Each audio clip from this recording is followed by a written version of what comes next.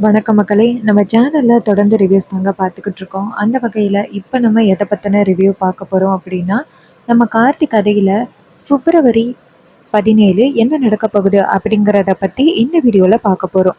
So மறக்காம இந்த வீடியோக்கு ஒரு லைக் பண்ணிக்கோங்க. நம்ம சேனலையும் சப்ஸ்கிரைப் பண்ணிட்டு பக்கத்துல உள்ள பெல் ஐகானையும் கிளிக் பண்ணி ஆல்னு செட் பண்ணிக்கோங்க. அப்பதாங்க அடுத்த வீடியோ போடும் பொழுது உங்களுக்கு நோட்டிஃபிகேஷன் வரும். சரி வாங்க வீடியோக்குள்ள போலாம்.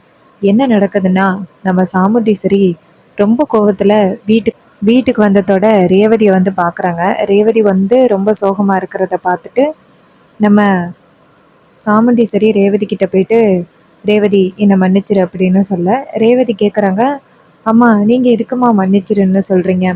சாமுண்டீஸ்வரி சொல்றாங்க, "இங்க பாரு, ஒழுங்கா நான் விசாரிக்காம அப்படிப்பட்ட ஒரு கேவலமான ஒருத்தனை உனக்கு கல்யாணம் பண்ணி வைக்க பார்த்தனே.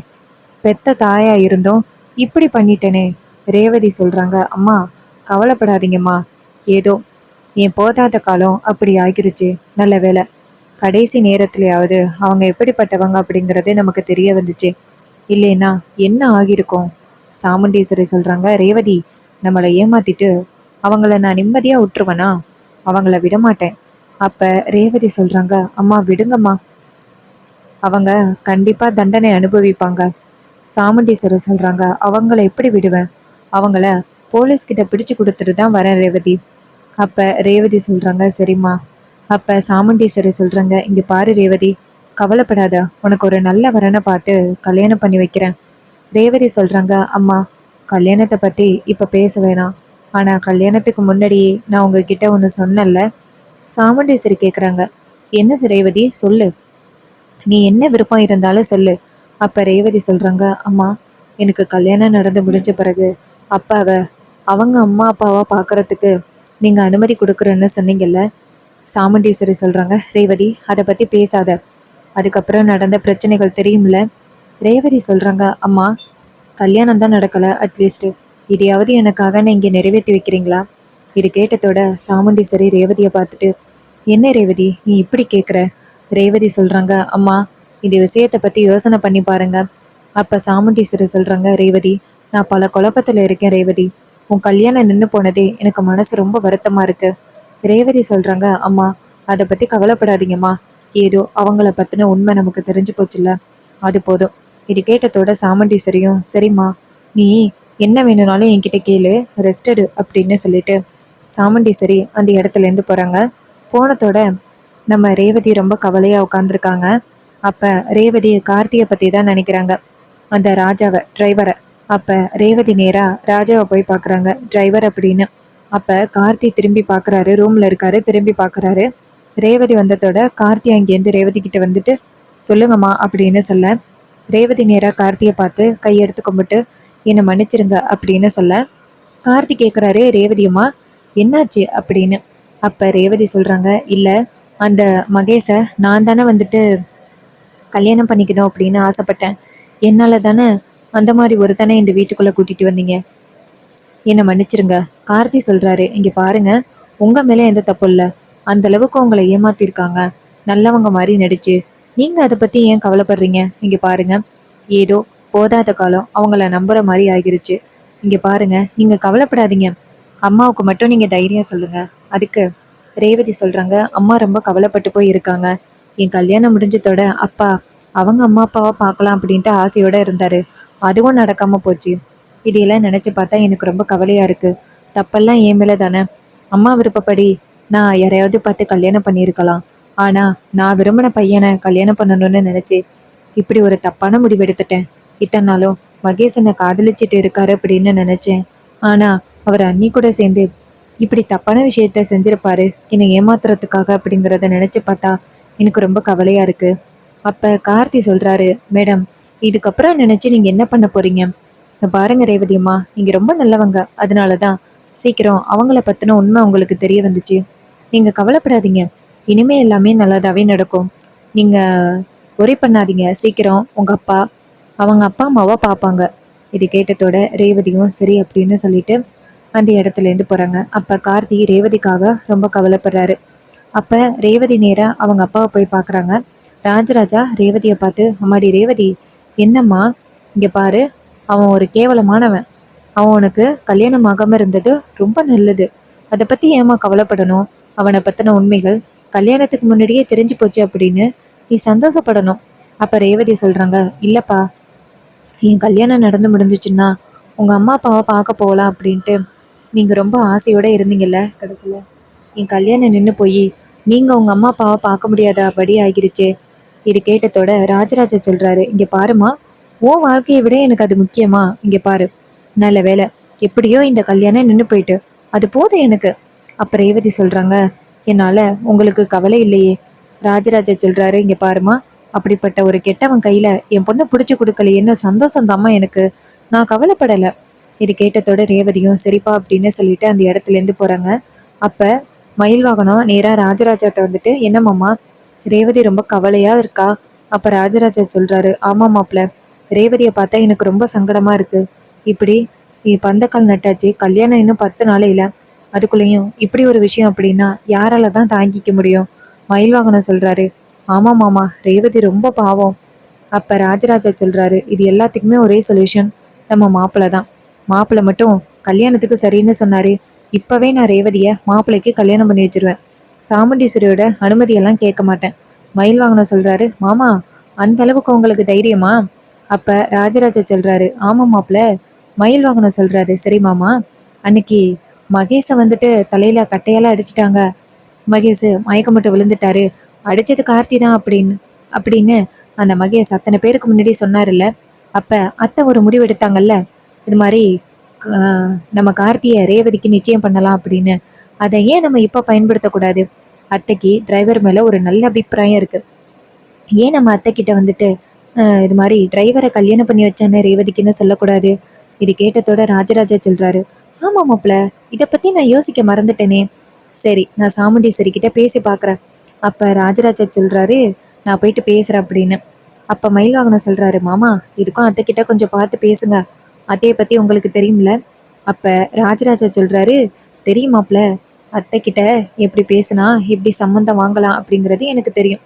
இது கேட்டதோட மயில் வாகனமும் சரிங்க மாமா அப்படின்னு சொல்ல, மயில் வாகனம் சொன்னதோட ராஜராஜா நேரா நம்ம ராஜராஜா சாமுண்டீஸ்வரியை பார்க்குறாரு. சாமுண்டீஸ்வரி அழுதுகிட்டு இருக்கிறத ராஜராஜா பார்க்குறாரு. பார்த்ததோட ராஜராஜாவுக்கு செம ஷாக்கு. என்னடா இது, சாமுண்டீஸ்வரி அழுகுறா, இத்தனை வருஷமா இவ இப்படி கண் கலங்கி நான் பார்த்ததே கிடையாது அப்படின்னு. அப்ப நம்ம ராஜராஜா நேராக சாமுண்டீஸ்வரி கிட்ட போயிட்டு, அம்மாடி, என்னம்மா, இத்தனை வருஷத்துல ஒரு முறை கூட கண் கலங்கி நான் பார்த்ததே கிடையாது, என்னம்மா ஆச்சு? சாமுண்டீஸ்வரி சொல்றாங்க, என்னங்க, நம்ம பொண்ணோட கல்யாணம் பந்தக்கால் நட்டாச்சு, பத்திரிக்கை வரைக்கும் அடிச்சாச்சு, கடைசி நேரத்துல அந்த மாப்பிள்ளை இப்படிப்பட்டவன்னு கேட்டதோட எனக்கு தலையில இடியே விழுந்த மாதிரி இருக்கு. என் பொண்ணு ரொம்ப பாவம், கல்யாண ஆசையோட இருந்தா, கடைசியில அவளோட லைஃப் இப்படி ஆகிருச்சு, எனக்கு ரொம்ப கவலையா இருக்குங்க. இனிமே என் பொண்ணை யாரு கல்யாணம் பண்ணிப்பா? இது கேட்டதோட ராஜராஜா சொல்றாரு, இங்க பாருமா சாமுண்டீஸ்வரி, கவலைப்படாத, நம்ம பொண்ணுக்குன்னு ஏத்தவன் இங்கேதான் எங்கேயாவது சுத்திக்கிட்டு இருப்பான். அப்ப சாமுண்டீஸ்வரி சொல்றாங்க, இல்லைங்க, எனக்கு ரொம்ப கவலையா இருக்கு, என் பொண்ணு ரொம்ப ஏங்கி போய் இருக்கா. அந்த மகேஷ் ரொம்ப நல்லவன் அப்படின்னு நான் நினைச்சுக்கிட்டு இருந்தேன். நம்ம எல்லாருமே அதான் நினைச்சுக்கிட்டு இருந்தோம். கடைசியில அவன் இப்படிப்பட்ட ஒரு ஃப்ராடா இருப்பான்னு நான் எதிர்பார்க்கல. ராஜராஜா சொல்றாரு, சாமுண்டீஸ்வரி, அவனை பத்தி இப்பயாவது நமக்கு தெரிய வந்துச்சே, அவனும் அந்த மாயாவும் சேர்ந்துதான் நம்மள நல்லா ஏமாத்திருக்காங்க. இனிமே அவங்கள பத்தின கவலை இல்லை, நம்ம ரேவதிய நல்ல பையனுக்கு பார்த்து கல்யாணம் பண்ணி கொடுக்கலாம். சாமுண்டீஸ்வரி சொல்றாங்க, இனிமே என் பொண்ணை யாரு கல்யாணம் பண்ணிப்பா? இது மாதிரி பத்திரிக்கை வரைக்கும் வந்து கல்யாணம் நின்று போச்சுன்னு சொன்னா என் பொண்ணை தானே எல்லாரும் தப்பா பேசுவாங்க. அப்ப ராஜராஜா சொல்றாரு, சாமுண்டீஸ்வரி, உன் பேச்சு கேட்கறதுக்கு ஒருத்தன் இருக்கான். சாமுண்டீஸ்வரி கேட்குறாங்க, யாருங்க? யாருமே என் பொண்ணை கல்யாணம் பண்ண மாட்டாங்க. அப்ப நம்ம ராஜராஜா சொல்றாரு, இங்க பாரு, உன் பேச்சை கேட்பான், இந்த வீட்லயே அவனை கல்யாணம் பண்ணி வச்சுக்கலாம், அவன் நீ என்ன சொன்னாலும் கேட்பான். இது கேட்டதோட சாமுண்டீஸ்வரி சொல்றாங்க, என்னங்க, நீங்க யாரை சொல்றீங்கன்னே எனக்கு புரியல. ராஜராஜா சொல்றாரு, இங்க பாரு, அன்னைக்கு மகேஷ் மாப்பிள்ள காணாம போனப்ப டிரைவரை தானே நீ நம்ம ரேவதிக்கு நிச்சயம் பண்ணலான்னு சொன்ன, ஏன் அவரையே நம்ம வீட்டு மாப்பிள்ளை ஆக்கினான்னு. இதை கேட்டதோட சாமுண்டீஸ்வரி ராஜராஜாவை பார்த்து, என்னங்க, இந்த விஷயத்தை பத்தி நான் எப்படி யோசிக்காம இருந்தேன்னு தெரியல. இந்த டிரைவர் ரொம்ப ஜென்டில்மேன், நல்ல பையன், நம்ம பொண்ணுக்கு ஏத்த பையன். ரொம்ப வீரனும் கூட. நம்ம என்ன சொன்னாலும் கேட்பான். பேசாப்புல அவனையே ரேவதிக்கு கல்யாணம் பண்ணி வச்சிடலாமே அப்படின்ட்டு சாமுண்டீஸ்வரி சொல்ல, அப்ப ராஜராஜா சொல்றாரு, ஆமா சாமுண்டீஸ்வரி, இதை தான் நான் உன்கிட்ட சொல்ல முயற்சி பண்ணிக்கிட்டு இருந்தேன். இங்க பாரு, உனக்கு ஓகேன்னா சொல்லு. நீ போயிட்டு அந்த டிரைவர் கிட்ட பேசு, கண்டிப்பா அந்த டிரைவர் ஒத்துப்பான். இது கேட்டதோட சாமுண்டீஸ்வரி சொல்றாங்க, சரி நான் உடனே போய் பேசுறேன் அப்படின்னு சொல்லிட்டு சாமுண்டீஸ்வரி நேரா நம்ம கார்த்தியை பார்க்க வராங்க. இதை பார்த்ததோட ராஜராஜாவுக்கு ரொம்ப சந்தோஷம். இதைத்தான் நம்ம எதிர்பார்த்தோம். அத்தை வந்து பேசுனா எப்படி மருமகன் வேணான்னு சொல்ல முடியும் அப்படின்னு மயில்வாகனம் நினைக்கிறாரு. அதே நேரத்துல கார்த்தி மாடியில் நின்றுகிட்டு இருக்கும் பொழுது நம்ம சாமுண்டீஸ்வரி போறாங்க. அப்ப ராஜராஜா நேரா மயில் வாகனத்துக்கிட்ட போயிட்டு, மாப்பிள்ள, என் பொண்டாட்டிக்கிட்ட என்னெல்லாம் சொல்லணுமோ எல்லாத்தையும் சொல்லிட்டேன். அவ கார்த்திய ரேவதிக்கு கல்யாணம் பண்ணி வைக்கிறதுக்கு முடிவு பண்ணிட்டா. இனிமே நம்ம சொன்னதுனாலதான் மாப்பிள்ள கேட்கல, ஆனா அத்தை சொன்னா கேட்டுதானே ஆகணும். மறுப்பே சொல்ல முடியாது. இது கேட்டதோட மயில் வாகனமும், சூப்பர் மாமா, யார அனுப்புனா நம்ம மாப்பிள்ள சொன்னது கேட்பாரு அப்படிங்கிறது உங்களுக்கு தெரிஞ்சுட்டு. அப்ப ராஜராஜா சொல்றாரு, மாப்பிள்ள, நம்ம இங்கேயே நின்றுட்டு இருந்தா என்ன நடந்துச்சு அப்படிங்கிறது தெரியாது, வாங்க போய் பார்ப்போம் அப்படின்னு சொல்லிட்டு 2 பேருமே சேர்ந்து மாடிக்கு போறாங்க. அங்க சாமுண்டீஸ்வரி நேரா கார்த்திகிட்ட ராஜா அப்படின்னு சொல்ல, அப்ப கார்த்தி திரும்பி பார்க்கறாரு. திரும்பி பார்த்துட்டு சொல்லுங்க மேடம் அப்படின்னு சொல்ல, அப்ப சாமுண்டீஸ்வரி சொல்றாங்க, அந்த மகேஷும் மாயாவும் இப்படிப்பட்ட கேடி அப்படிங்கிறது எனக்கு தெரியல. அவங்க இந்த மாதிரி ஒரு ஆள் அப்படின்னு தெரிஞ்சிருச்சுன்னா அப்பவே அவங்கள அந்த இடத்த விட்டு நான் துரத்தி அடிச்சிருப்பேன். மல்லிகா சொன்னதுனாலதான் எனக்கு அவங்க இப்படிப்பட்டவங்கன்னு தெரிஞ்சிச்சு. ஏதோ ஒரு வகையில நல்லதுதான். நல்ல வேளை நான் ரேவதி அவங்களுக்கு கல்யாணம் பண்ணி கொடுத்த பிறகு அவங்க இப்படிப்பட்டவங்க அப்படிங்கிறது எனக்கு தெரியாம இருந்துச்சு. ஏதோ கடவுள் தான், நான் கும்புற தெய்வம் தான் என்னை காப்பாத்திருக்கு. அப்ப கார்த்தி சொல்றாரு, ஆமா மேடம், நீங்க கவலைப்படாதீங்க. ரேவதிக்கு ஒரு நல்ல வரனை பார்த்து கல்யாணம் பண்ணலாம். சாமுண்டீஸ்வரி சொல்றாங்க, நான் எங்க போய் சுத்தி வரேன் தேடினாலும் ஒருத்த மாதிரி எனக்கு மருமகன் கிடைக்க மாட்டான். அப்ப கார்த்தி சொல்றாரு, மேடம் நீங்க யாருன்னு சொல்லுங்க, அவரு அழைச்சிட்டு வந்துட்டு நம்ம ரேவதிக்கு கல்யாணம் பண்ணிடலாம் குறிச்ச தேதியில. அப்ப சாமுண்டீஸ்வரி சொல்றாங்க, இங்க பாருங்க ராஜா, குறிச்ச தேதியில கண்டிப்பா கல்யாணம் நடக்கும். அப்ப கார்த்தி சொல்றாரு, மாப்பிள்ளை மட்டும் யாருன்னு சொல்லுங்க மேடம், நம்ம பேசிடலாம். இது கேட்டதோட சாமுண்டீஸ்வரி சொல்றாங்க, மாப்பிள்ள நீங்க தான். இது கேட்டதோட கார்த்திக்கு செம்ம ஷாக்கு. கார்த்தி நேரா சாமுண்டீஸ்வரி கிட்ட, என்ன மேடம் சொல்றீங்க? சாமுண்டீஸ்வரி சொல்றாங்க, இங்க பாருங்க, உன்ன மாதிரி ஒரு மாப்பிள்ளை கிடைச்சதுக்கு நான் ரொம்ப கொடுத்து வச்சிருக்கணும். ஆரம்பத்துல இருந்து இந்த குடும்பத்துக்கு நீ ரொம்ப உதவியா இருக்க. உன் பேரு கூட என்னன்னு தெரியும். இங்க பாரு, நீ உன் அப்பா அம்மாவை கூப்பிடு, நிச்சயம் பண்ணிக்கலாம். இது கேட்டதோட கார்த்தி சொல்றாரு, மேடம் எனக்கு உங்ககிட்ட எப்படி சொல்றதுன்னு தெரியல. அப்ப சாமுண்டீஸ்வரி சொல்றாங்க, இங்க பாரு டிரைவர், நீ என்னை எதிர்த்து பேச மாட்ட அப்படின்னு தான் நான் வந்து உன்கிட்ட கேட்குறேன். அப்ப கார்த்திக்கு செம்ம ஷாக்கு. சாமுண்டீஸ்வரி சொல்றாங்க, நீங்க பாருங்க, நீங்க சரி சொல்லுவீங்க அப்படிங்கிறதுக்காக தான் நான் வந்து கேட்டேன். என் பொண்ணோட வாழ்க்கையை நீங்க தான் காப்பாற்றணும். என் பொண்ணை இனிமே ஊர் ஃபுல்லா எல்லாரும் பேச ஆரம்பிச்சிருவாங்க. கல்யாணம் வரைக்கும் போயிட்டு நின்று போயிட்டு துரதிருஷ்டமானவ, அதிர்ஷ்டம் கட்டவ அப்படின்னு சொல்லி எல்லாரும் பேச ஆரம்பிச்சிருவாங்க. என் பொண்ணோட வாழ்க்கைய நீங்க தான் காப்பாற்றணும். இது கேட்டதோட ராஜாவுக்கு என்ன சொல்றதுன்னே தெரியல. அப்ப மயில் வாகனமும் ராஜராஜாவும் பார்த்துட்டு ராஜராஜா சொல்றாரு, ஆஹா, என் பொண்டாட்டி சரியான கேள்விதான் கேட்டிருக்கா. மாப்பிள்ளை எப்படி தப்பிக்கிறாருன்னு பார்ப்போம். மயில் வாகனம் சொல்றாரு, ஆமா மாமா, அந்த கார்த்தி தான் ராஜ சேதுபதியோட பேருன்னு தெரியாம அத்தையே போய் பேசிக்கிட்டு இருக்காங்க. அப்ப ராஜராஜா சொல்றாரு, மாப்பிள்ள கொஞ்சம் பொறுமையா இருங்க, ரேவதிக்கும் கார்த்திக்கும் கல்யாணம் நடக்கட்டும், அதுக்கப்புறம் உண்மை தெரிஞ்சா என்ன, தெரியாட்டி என்ன. அப்ப மயில் வாகனம் சொல்றாரு, ஆமா மாமா, அது வரைக்கும் நம்ம பொறுமையா தான் இருக்கணும். அப்ப கார்த்தி நேரா சாமுண்டீஸ்வரியை பார்த்து, மேடம் நான் சொல்றேன்னு என்ன தப்பா நினைச்சுக்காதீங்க, எனக்கு இதுல விருப்பம் இல்லை. சாமுண்டீஸ்வரி சொல்றாங்க, இங்க பாருங்க மாப்பிள்ள, இனிமே நீங்க என் மாப்பிள்ள தான். இதுல எந்த வித மாற்றமும் இல்லை. குறிச்ச தேதியில உங்களுக்கும் ரேவதிக்கும் கல்யாணம் நடக்கும். இதுல எந்த வித மாற்றமும் இல்லை அப்படின்னு சொல்லிட்டு சாமுண்டீஸ்வரி அந்த இடத்துல இருந்து போறாங்க. இது கேட்டதோட கார்த்திக்கு என்ன பண்றதுன்னே தெரியல. வேணான்னு சொல்ல முடியல. வேணான்னு சொன்னா சாமுண்டீஸ்வரியோட கோவத்துக்கு ஆளாகணும். அதனால நம்ம கார்த்திக்கு என்ன பண்றதுன்னு தெரியல. அப்ப மயில் வாகனமும் ராஜராஜாவும் அங்கேருந்து துள்ளி குதிச்சு வராங்க. கார்த்தி நேரா அவங்கள பார்த்து, இப்ப எதுக்கு நீங்க 2 பேரும் ரொம்ப ஹாப்பியா வரீங்க? ராஜராஜா சொல்றாரு, மாப்பிள்ள, நாங்க சொன்னாதான் வேணாம் வேணான்னு சொல்லணும். ஆனா உன் அத்தை வந்து சொன்னா நீ சரின்னு தான் சொல்லணும், வேற வழியே இல்லை. அப்ப கார்த்தி சொல்றாரு, இங்க பாருங்க, ஆரம்பத்திலேயே நான் உங்ககிட்ட சொல்லிட்டேன், எனக்கு இந்த கல்யாணத்துல விருப்பம் இல்லை அப்படின்னு. எதுக்காக இப்படி பண்றீங்க? மயில் வாகனம் சொல்றாரு, ஏன் மாப்பிள்ள, இப்படி எங்க கிட்ட சொல்றத உடனே நீங்க அத்தை கிட்ட சொல்லியிருந்தா அத்தை சரின்னு சொல்லியிருப்பாங்கல்ல, ஏன் மாப்பிள்ள அத்தை கிட்ட சொல்ல மாட்டேங்கிறீங்க? இது கேட்டதோட கார்த்தி சொல்றாரு, இந்த பிளான் உங்களோடது தானா?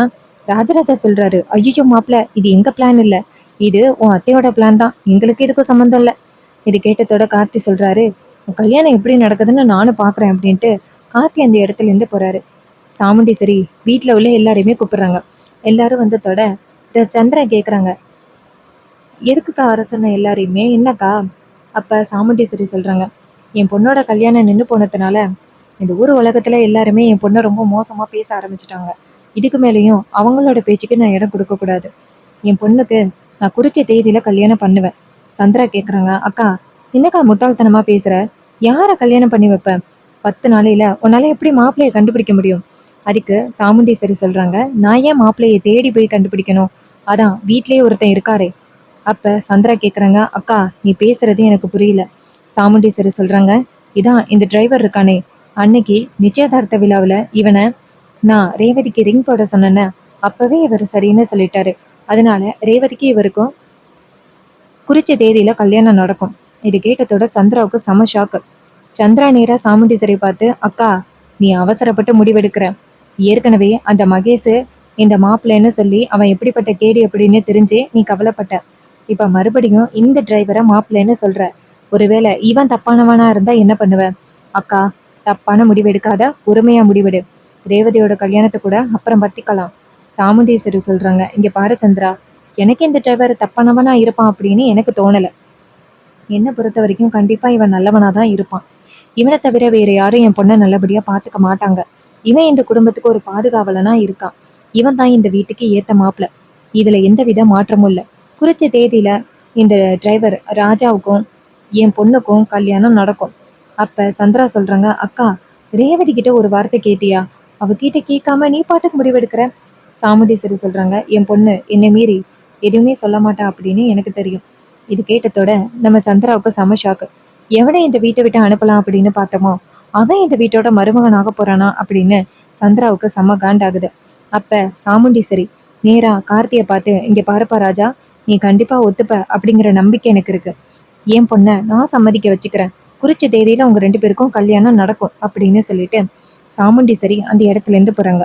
இதை பார்த்ததோட சந்திராவுக்கு ரொம்ப கோவம். ச்சே, நம்ம ஒண்ணு நினைச்சோம், இங்க ஒண்ணு நடக்குது.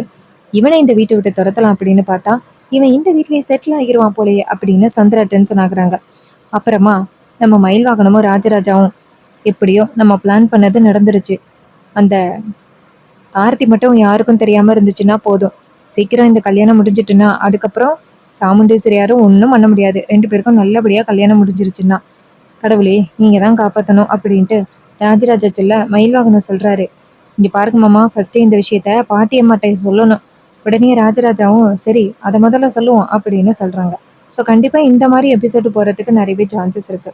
ஸோ இந்த ப்ரெடிக்ஷன் உங்களுக்கு பிடிச்சிருந்துச்சுன்னா இந்த வீடியோக்கு மறக்காம லைக் பண்ணிக்கோங்க. நம்ம சேனலையும் சப்ஸ்கிரைப் பண்ணிட்டு பக்கத்தில் உள்ள பெல் ஐகானையும் கிளிக் பண்ணி ஆல்னே செட் பண்ணிக்கோங்க. அப்போதாங்க அடுத்த வீடியோஸ் போடும் பொழுது உங்களுக்கு நோட்டிஃபிகேஷன் வரும். பார்க்கலாம். தேங்க்ஸ் ஃபார் வாட்சிங்.